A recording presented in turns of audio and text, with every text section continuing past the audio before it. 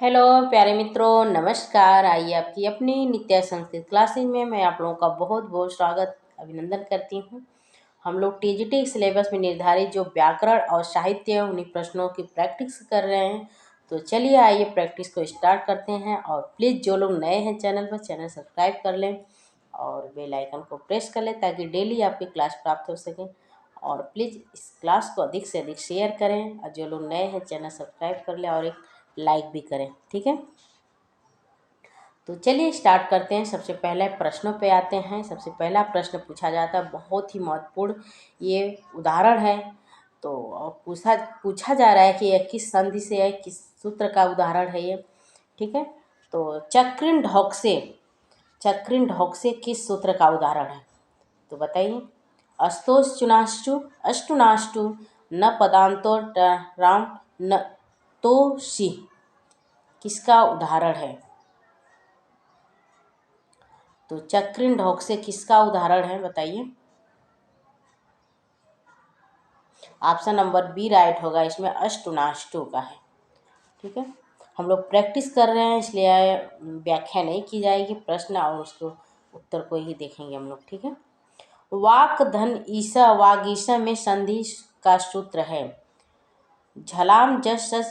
ये कई बार पूछा जा चुका है, ये छोटे एग्जामों में जैसे यूपी टेट में भी पूछा जा चुका है और जूनियर टेट भी जो हुआ था संस्कृत का उसमें भी ये प्रश्न आया हुआ है। तो ये बहुत ही महत्वपूर्ण सब उदाहरण है, इसमें इम्पॉर्टेंट उदाहरण बनते हैं। वागीसा में संधि का सूत्र है, कौन से सूत्र पर लगेगा इसमें। वाक प्लस ईसा होता है वागीसा का, और इसमें कौन सा सूत्र लगेगा।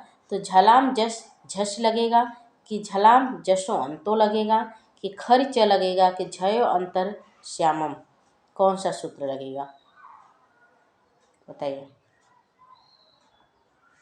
तो इसमें ऑप्शन नंबर इसका भी बी ही राइट होगा, सबका बी राइट हो रहा है, किस्सा क्यों, लेकिन इसमें ऑप्शन नंबर बी ही राइट है, झलाम जसवंतो, ठीक है।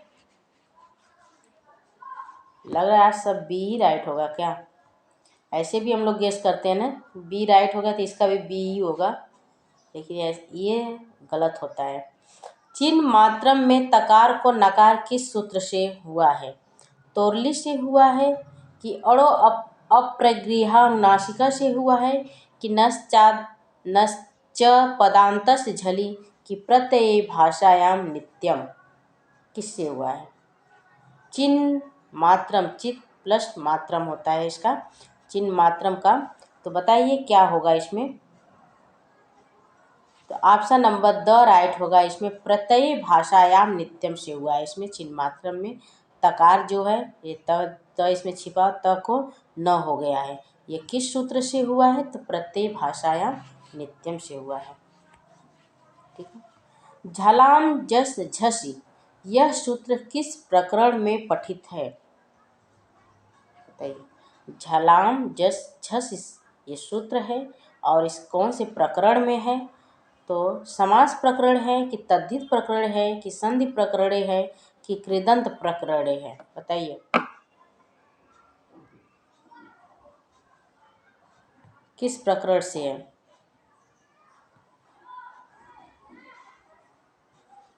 ऑप्शन नंबर इसमें बी राइट होगा, तद्धित प्रकरण से। मृच कटिकम शब्द का संधि विच्छेद होगा, देखिए बहुत ही इम्पोर्टेंट प्रश्न बनता है। इसमें मृच कटिकम से पूछा जा रहा है कि इसे मृच कटिकम शब्द दिया हुआ है, इसका संधि विच्छेद क्या होगा। मृद प्लस सकटिकम होगा कि मृच छ कटिकम कि मृच्छ कटिकम कि मृत स कटिकम, क्या होगा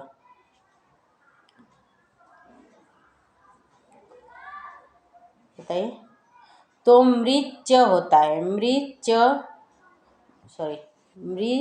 जो च है च को द में परिवर्तन होता है उसका, तो मृद स कटिकम होता है, ठीक है। स कटिकम, तो स कटिकम मृद प्लस स कटिकम होता है, ऑप्शन नंबर ए राइट होगा, ठीक है। ऑप्शन नंबर ए में ही मृद दिया हुआ है, बाकी सब में मृच्छ है तो ये नहीं होता है। च का द में परिवर्तन होता है, इसलिए ऑप्शन नंबर ए राइट होगा, मृद सकटिकम होता है, ठीक है। तो इस कटकम का संधि विच्छेद होता है मृज कटकम, मृद कटकम। आइए, यशांश में संधि है, यशांश में संधि है, 1 मिनट, बहुत प्रॉब्लम होती है इसे। बताइए यशांश में संधि है, क्या है? यच है कि हल है कि विसर्ग है कि इनमें से कोई नहीं है?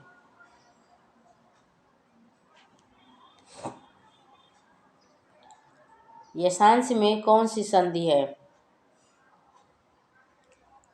अच मतलब क्या होता है? अच स्वर संधि होता है, हल में व्यंजन संधि होता है, ठीक है, व्यंजन संधि होता है। तो विसर्ग संधि कि इनमें से कोई नहीं, तो कोई नहीं का ऑप्शन कट हो जाएगा। विसर्ग संधि भी नहीं है। अच और हल से ही हमें देखना है कौन सा है।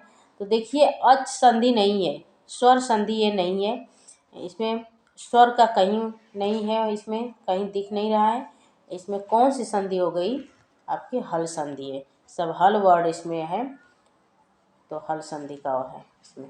बस ऐसे ही इसी ट्रिक से समझिए आप कि इसमें सब हल वर्ड हैं, अर्थात अ है, श है, तालव्य श है, तो मतलब इसमें कौन से शब्द हो गए? हल संधि हुई। आइए प्रश्न नंबर 7, प्रश्न नंबर 7 देखिए, प्रश्न नंबर 7 है साहित्य से। साहित्य प्लस व्याकरण दोनों चल रहे हैं, तो प्रश्न नंबर 7 साहित्य से है। सॉरी, ब्रजादपि कठोराणि मृदुनानि, 1 मिनट, करें कि ब्रजाद अपि कठोराणि मृदुनानि कुसुमाद अपि इत्येत किम छंद? यह किस छंद का उदाहरण है? यह अनुष्टुप का है कि शिखरणी का है कि वसंतिलका का है कि पुष्पिताग्रा का है? तो सबसे पहले बताइए कि ये श्लोक कहाँ से लिया गया है? तो जो ये श्लोक लिया गया है महाकवि भवभूति द्वारा विरचित उत्तरामचरितम से है, ठीक है, उत्तरामचरितम से यह श्लोक लिया गया है। उत्तरामचरितम के रचयिता कौन है? भवभूति जी, ठीक है, उत्तरामचरितम से। तो बताइए मित्रों कि इसमें कौन सा ऑप्शन राइट होगा, कौन सा सही होगा? तो जो ब्रजाद्यपि कठोराणि मृदुलानि कुसुमाद्यपि इत्येते में छंद जो है, इसमें अनुष्टुप छंद का प्रयोग किया गया है, ठीक है, ऑप्शन नंबर ए राइट होगा, अनुष्टुप। दिष्टया अपरिहीन धर्म खलु च राजा संवेदन भवभूति परिचयति जनायकम कुलगुरुम श्रीरामम की कलियुगम। तो ऑप्शन नंबर इसमें स राइट होगा, श्री रामम। भागीरथी उत्तरामचरितम में किसकी पूजा करने के बहाने सीता को लाती हैं? इम्पॉर्टेंट प्रश्न बनता है। सीता को किसकी पूजा करने के लिए भागीरथी गंगा जी पृथ्वी पे लाती हैं? शिव की कि विष्णु की कि ब्रह्मा की कि सूर्य की? अब पूजा कब करना रहता है कि जब लौ कुश की 12वीं वर्षगांठ रहती है, तो वो उस वर्षगांठ पे, उस जन्मदिन पे उनको सूर्य देव की पूजा करने के लिए जो भागीरथी जी हैं, गंगा जी हैं, उनको लाती हैं। तो किसकी? सूर्य देव की, सूर्य देव, और सूर्य के उनका जो सूर्यवंश की थी वह बहू थी, तो इसलिए सूर्य की पूजा करने के लिए उनको पृथ्वी पर लाया जाता है। ऑप्शन नंबर डी राइट होगा, सूर्य, ठीक है। तो ये थे आज के बहुत ही महत्वपूर्ण प्रश्न, और प्रश्न आपको कैसे लगे वो बताइए कमेंट करके। आप प्लीज़ इस क्लास को अधिक से अधिक शेयर करें, लाइक करें। चलिए मिलते हैं अगले क्लास में, तब तक के लिए नमस्कार, जय हिंद।